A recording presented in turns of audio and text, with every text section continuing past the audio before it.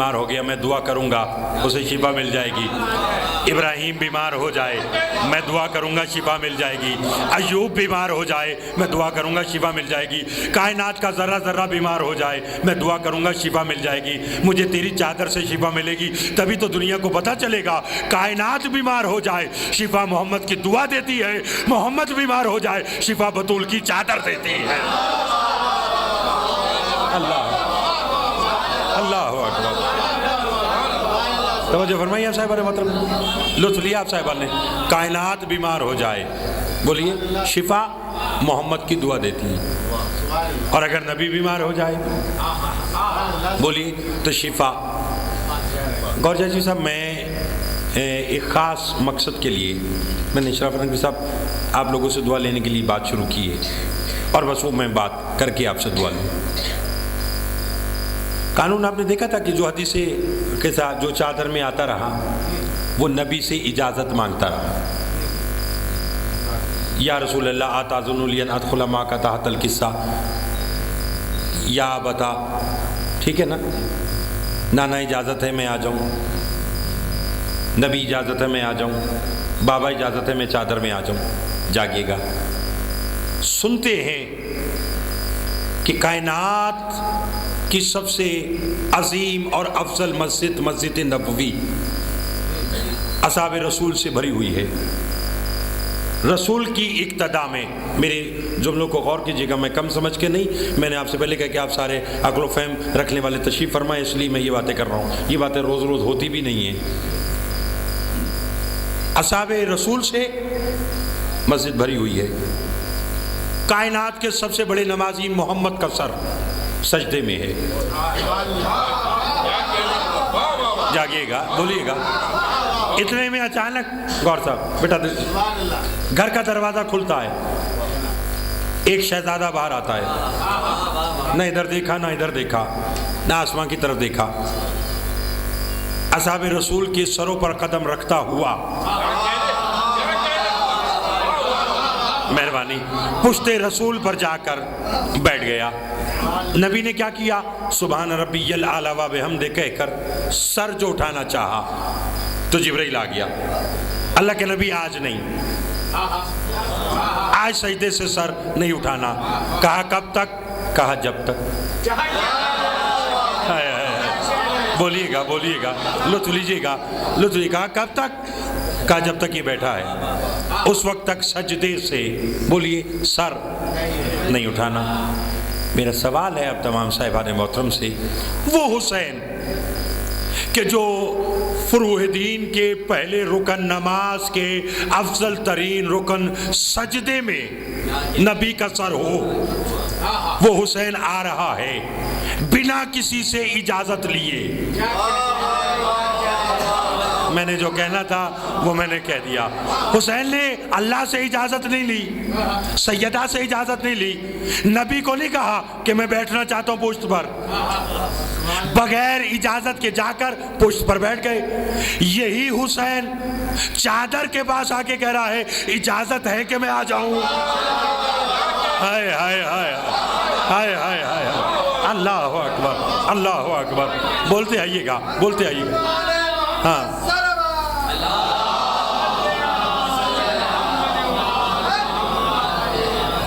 لطفیہ صاحب نے محترم نے, وہی حسین اماں کی چادر کے پاس آ کر نبی سے کہہ رہا ہے کہ اجازت ہے میں چادر میں آ جاؤں.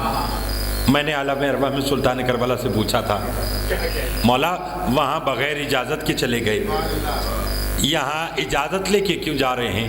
کہا تاکہ دنیا کو میری اماں کی چادر کی عظمت پتہ چلے, کوئی یہ نہ کہتے بچہ تھا چلا گیا.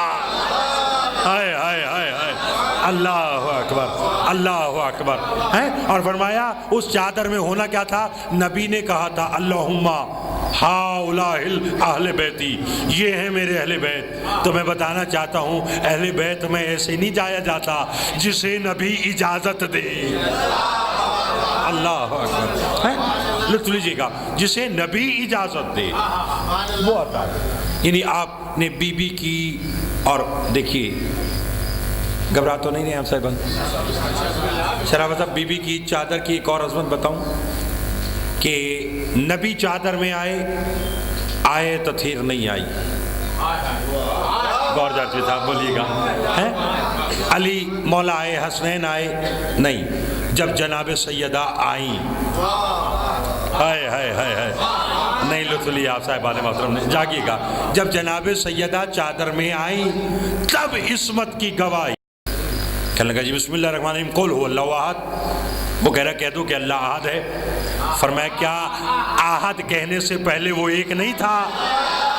ہائے ہائے ہائے ہائے ہائے ہائے، اللہ اکبر. مہربانی، بڑی مہربانی. لطف لیا صاحبان محترم نے. جاگیے گا. کیا کہا کہ کیا قل هو اللہ احد کہنے سے پہلے وہ احد نہیں تھا؟ کہا تھا کہ بس جیسے وہ احد تھا. اللہ اکبر.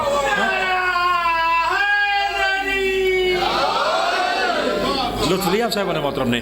دیکھیے جس کا معصومین پر اعتقاد ہے، ایمان ہے، معصوم فرماتے اسی کی زندگی ہے اور اسی کی موت ہے. میں ایک ہمارے مذہب اہل بیت کی بڑی معتبر کتاب ہے مدینۃ الماجز. میں بس بات کو اختتامی مراحل میں آپ کی خواہش کا بھی احترام کرتے ہوئے ایک جملہ کہہ دیتا ہوں کہ معصومین کی ولا ہے تو سب کچھ ہے، اگر نہیں ہے تو کچھ بھی نہیں ہے. مولا سے پوچھا کہ مولا زندہ کون ہے اور مردہ کون ہے؟ فرمایا یاد رکھو جس کے دل میں علی کی ولا ہے وہ مرنے کے باوجود زندہ ہے، اور جس کے دل میں علی کی ولا نہیں ہے وہ زندہ ہونے کے باوجود بھی مردہ. ہائے ہائے اللہ اکبر. بولیے گا. وہ زندہ ہونے کے باوجود بھی مردہ ہے. ولایت لی ہے تو سب کچھ ہے. جاگیے گا.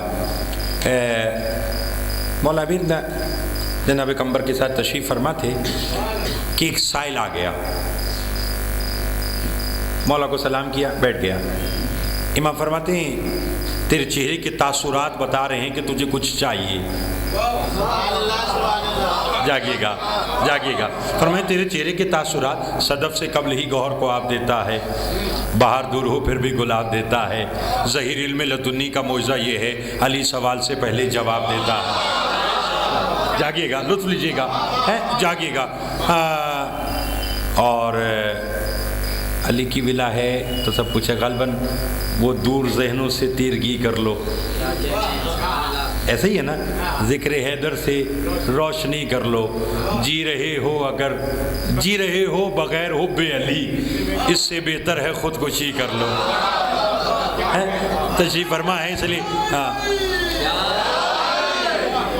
مولا سلامت رکھیں. ایسے لوگ صدیوں بعد پیدا ہوتے ہیں، خدا کی قسم. یقین کیجئے مجھے اور آپ کو ہمیں ادراک شعور ہونا چاہیے ایسے لوگوں کا. کیوں کہ معصوم فرماتے ہیں کہ شاعر براہ راست اللہ کا شاگرد ہوتا ہے. یہ میرے مولا کی حدیث ہے، لطف لیجیے گا. اور ویسے بھی امام فرماتے ہیں کہ الفاظ تمہارے ذہن میں اس وقت تک نہیں آ سکتے جب تک ہم اجازت نہ دے دیں. لطف لیجیے گا. بس بولتے آئیے گا. بس میں دو باتیں کہنا چاہتا ہوں. اللہم صلی علی محمد. مولا فرماتے ہیں کہ تیرے چہرے کے تاثرات بتا رہے ہیں کہ تجھے کچھ چاہیے. کہ ہاں مولا میں گھر سے جب چلا تھا تو میری خواہش تھی کہ میں آپ کے ساتھ بیٹھ کر تربوز کھاؤں. امام نے کہا اچھا. جیب میں ہاتھ ڈالا. امام نے کچھ درہم دیے. فرمایا قمبر جاؤ بازار سے کچھ تربوز لے آؤ. قمبر گئے 3 تربوز لے آئے. بات لمبی ہے میں کوزے میں بند کروں. مولا آ گئے. فرمایا کاٹو. پہلے تربوز کاٹا. امام فرماتے قمبر چکھو. جناب قمبر نے چکھا. کہا مولا پھیکا ہے. مولا فرماتے پھینک دو اسے، یہ دوزخ سے آیا ہے دوزخ میں جائے گا. حوالہ میں نے آپ کو پہلے دے دیا تاکہ آپ کو لطف آ جائے میری بات سننے کا. کیا کہا؟ پھینک دو اسے. شرافت صاحب پھینک دو اسے، یہ دوزخ سے آیا ہے دوزخ میں جائے گا. دوسرا کاٹو. کاٹا. چکھو. چکھا. مولا کڑوا ہے. فرمایا اسے بھی پھینک دو، یہ بھی دوزخ سے آیا ہے دوزخ میں جائے گا. تیسرا کھولا. کاٹا. مولا اس میں کیڑے لگے ہیں. امام فرماتے اسے بھی باہر پھینک دو، یہ بھی دوزخ سے آیا ہے، دوزخ میں جائے گا، جاؤ اور تربوز لے آؤ۔ بیان میں نے سمیٹ لیا، اہلیہ نے کراچی، جناب قمبر ایک اور تربوز لے کر آئے، امام فرماتے کاٹو، کاٹا، سرکار فرماتے چکھو، چکھا، کہنے لگا مولا میٹھا ہے، امام فرماتے خود بھی کھا مجھے بھی کھلا، سائل کو بھی دے، خود بھی کھا مجھے بھی کھلا، سائل کو بھی دے۔ سائل تربوز کھا کے امام کا شکریہ ادا کر کے چلا گیا، جناب قمبر قدموں میں گر گئے، مولا وہ جو کڑوا تھا، پھیکا تھا، کیڑے لگے ہوئے تھے، اسے باہر کیوں پھینکوایا؟ یہ کیوں کہا کہ پھینک دو اسے، یہ دوزخ سے آیا ہے، دوزخ میں جائے گا، اور جو میٹھا تھا خود بھی کھایا، مجھے بھی کھلایا، سائل کو بھی کھلایا، وجہ کیا ہے؟ امام فرماتے قمبر جس طرح میری ولا تم پر پیش کی گئی عالم ارواح میں، اسی طرح میری ولا پھلوں پر پیش کی، جس نے اقرار کیا اسے میٹھا بنایا، جس نے انکار کیا اسے پھیکا بنایا۔ اللہ